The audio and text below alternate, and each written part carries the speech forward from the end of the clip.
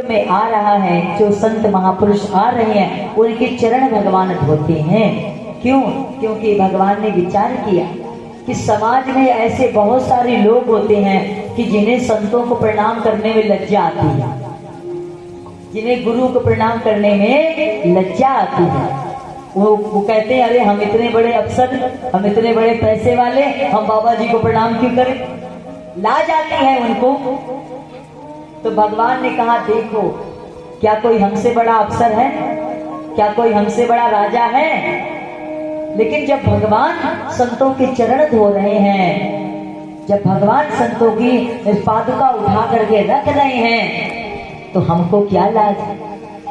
और भगवान ने विचार किया कि संतों की कृपा दृष्टि जो है वो चरणों में है, इसलिए संतों के चरणों में एक सुरंग होती है। जैसे आपके घर में एक रबड़ होगी, रबड़ आपने देखा होगा, ट्यूबवेल का मुख लगा देते हैं जहाँ ट्यूबवेल चलता है, और रबड़ को ले जा करके इस खेत में, उस खेत में, उस खेत में ले जाओ तो पानी तो निकला इस खेत में, लेकिन वो ट्यूबवेल की रबड़ के माध्यम से वो दूसरे खेत में, तीसरे खेत में, चौथे खेत में पानी पहुंच गया। ऐसे ही संतों के चरणों में सुरंग होती है। इधर तो किसी ने संतों के चरणों में प्रणाम किया, तो प्रणाम तो किया संतों के चरणों में, और निकला कहाँ? भगवान के चरणों में। बोलो प्रेम से राधे। इसीलिए भगवान ने संतों के चरणों की महिमा बताने के लिए उनके चरणों की पादुका उठा करके रखने की जिम्मेदारी अपना स्वयं लिया। अब उस यज्ञ में विचार किया गया कि अग्र पूजा किसकी की जाए, तो सब बताते हैं इसकी करो, उसकी करो, लेकिन सबने विचार किया अग्र पूजा तो कृष्ण की होनी चाहिए। और जब कृष्ण की पूजा का निर्णय लिया गया तो वहां पर शिशुपाल बैठा हुआ था। शिशुपाल ने भगवान को गालियां देना प्रारंभ कर दिया, और जब 95 गाली दे दिया, अर्जुन उठ करके खड़े हो गए। शिशुपाल अब गाली मत दे देना। भगवान ने कहा अरे बैठ जाओ अर्जुन।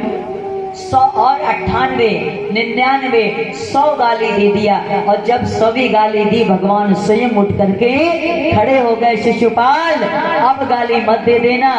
अब ये इतना जोश में आ गया कि इसने होश खो बैठा और इसने 101 गाली भगवान को दे दिया। और जैसे गाली दिया भगवान का चक्र सुदर्शन चला और इसका मस्तक कट गया और इसकी प्राण ज्योति निकली और निकल करके भगवान के चरणों में विलीन हो गई। क्यों? क्योंकि ये भगवान का ही तो पार्षद है। जय और विजय। आज इसे ये जो शिशुपाल है ये कौन है? ये भगवान की बुआ का लड़का है। जब ये पैदा हुआ तो इसके 4 हाथ और 3 आंखें थी। संतों ने कहा कि जिसकी गोद में जाने से इसके दोनों हाथ टूट जाएंगे, एक आंख गायब हो जाएगी, उसी के द्वारा इसकी मृत्यु होगी। तो सबने गोद में लिया, लेकिन किसी की गोद में लेने से इसके हाथ गायब नहीं हुए, इसकी आंखें गायब नहीं हुई। और जब भगवान ने गोद में लिया तो इसके हाथ, दोनों भुजा गायब हो। 4 भुजा थी इसकी, 2 भुजा गायब हो गई, एक नेत्र गायब हो गए। तो इनकी जो बुआ थी कीर्ति, तो कीर्ति जी ने कहा अब वो कीर्ति नहीं है ये जो राधा रानी की माता है, ये दूसरी कीर्ति। भगवान की बुआ जी ने कहा हे कृष्ण क्या तुम मेरी पुत्र को मारोगे?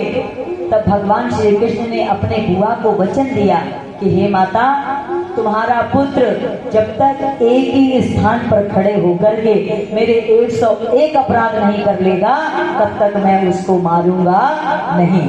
अगर 50 गाली यहाँ दे और 50 गाली वहां देगा तो भी नहीं मारूंगा। एक ही स्थान पर खड़ा होकर के 101 गाली अपराध करेगा मेरे, तभी मैं इसको मारूंगा। तब माँ ने कहा, बुआ जी ने कहा, कृष्ण अगर ये 101 अपराध एक ही स्थान पर खड़े होकर के करे तो मैं कहती हूँ तब तुम इसको मार देना। आज भगवान ने शिशुपाल का उद्धार कर दिया। राजर्षि यज्ञ बड़े सुंदर ढंग से संपन्न हुआ है।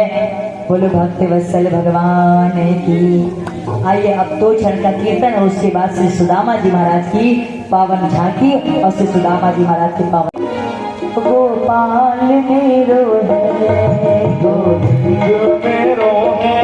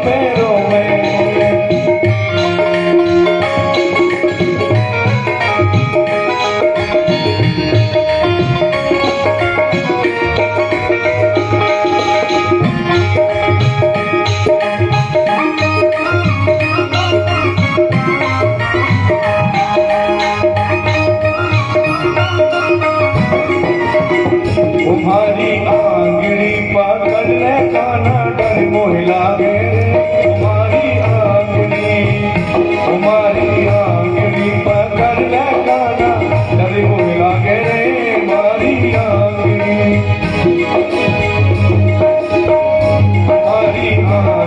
पकड़ ले काना डर मोह लागे रे मारी आंगड़ी अब सुन ले गाना डर मोह लागे रे मारी आंगड़ी